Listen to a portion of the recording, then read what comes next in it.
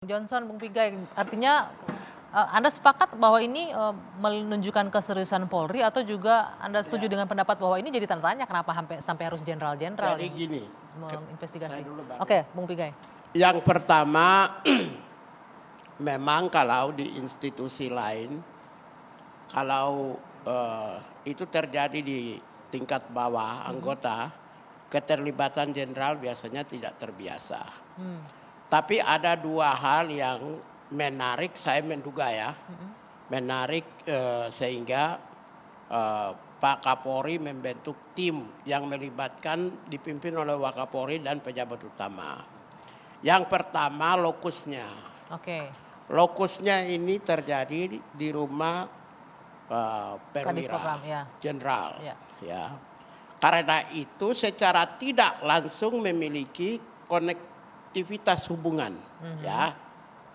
Hubungan. Lokusnya itu di rumahnya seorang jenderal. Lokasi kejadiannya ya lokus deliktinya di rumah jenderal. Lokus deliktinya di situ. Kalau soal tembusnya itu kita tidak bisa berani spekulasi.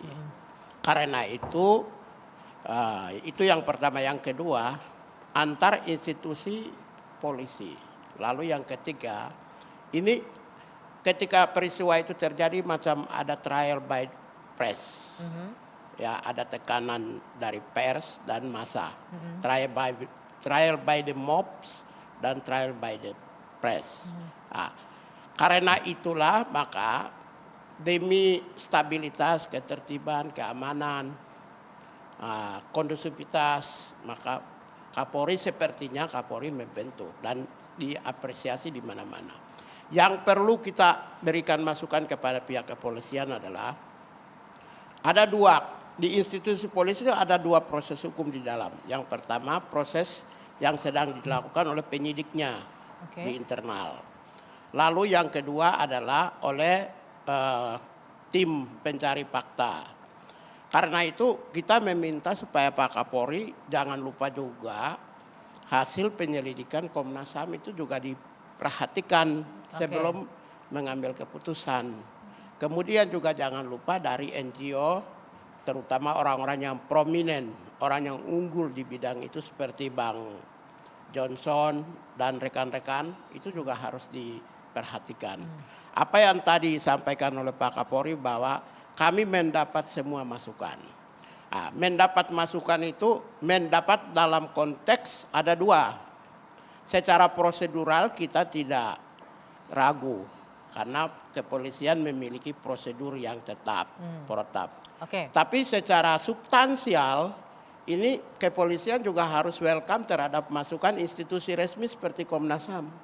Makanya kan dilibatkan dalam tim gabungan ini Komnas HAM, Kompolnas. Tapi katanya Komnas HAM tidak masuk.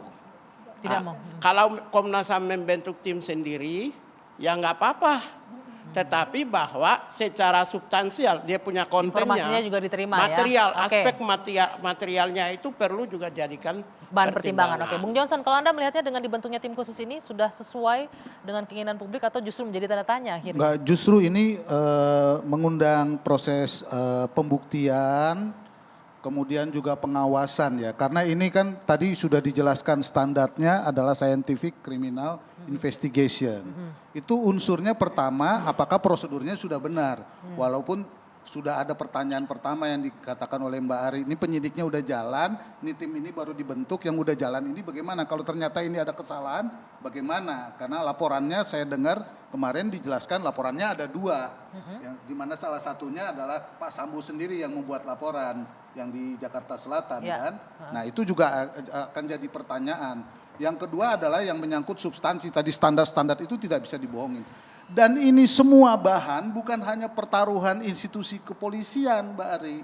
Ini nanti ini akan panjang nih karena puncaknya nanti pertarungannya terbuka ini ada di pengadilan. Contohnya kasus kopi itu, kasus Mirna. Bagaimana proses saintifik itu diperdebatkan bahkan mengundang ahli-ahli dari luar dan transparan dibuka dan TV One menjadi pihak yang memfasilitasi ini dan membuka mata kita semua bahwa itu standar yang paling penting. Nah, untuk soal ini saya mau ingatkan pada waktu kasus Mirna, saya mau ingatkan kepada kita semua bahwa di negara ini ada yang namanya tirani etikat baik. Seolah-olah ini semuanya etikatnya baik. Begitu dipertaruhkan semua dan ditaruh semua di atas meja di persidangan, ternyata nggak ada yang baik. Maksudnya kan? apa Semuanya itu? prosedur. Untuk kasus ini maksudnya apa? Ya, karena Tirani bisa etikat saja baik. prosedurnya tidak benar, karena Oke. rekayasa, karena korupsi, atau hanya karena normatif, karena Tapi kan simbolik Bu Sri saja. bilang nggak mungkin kalau direkayasa akan susah menutupi satu kebohongan, ada kebohongan lain dan akan dibuka di pengadilan betul. juga. Misalnya gini, misalnya berdebat soal bagaimana menguji kopi yang ada di ususnya almarhum Mirna. Itu kan jadi perdebatan, dan yang kita lihat adalah yang ahli yang menjelaskan bukannya didukung untuk independen, malah ditindak. Yang Jadi kayak Bang, gitu-gitulah yang akan terjadi. Bang, gini, ini kasus ini sebenarnya kasus yang sudah kasat mata. Gini, dalam konteks HAM itu namanya right to life. Right to life itu hak yang paling tinggi, hak hidup orang. Bahwa ada fakta peristiwa, ada yang mati. Ada fakta peristiwa, ada yang tembak. Jadi- Kalau ada yang mati dan ada penembaknya, dua-dua ketahuan, apa yang perlu diributkan? Motif sekarang Oke. dimunculkan Oke. soal isu itu. Sekarang Ya, kan nanti yang kita akan diributkan lanjutkan adalah itu. hukumannya berat atau hukumannya ringan. Oke, nanti kita akan lanjutkan, kita jeda dulu ya. Usai jeda kami akan lanjutkan dua sisi sesaat lagi. Tetaplah bersama kami.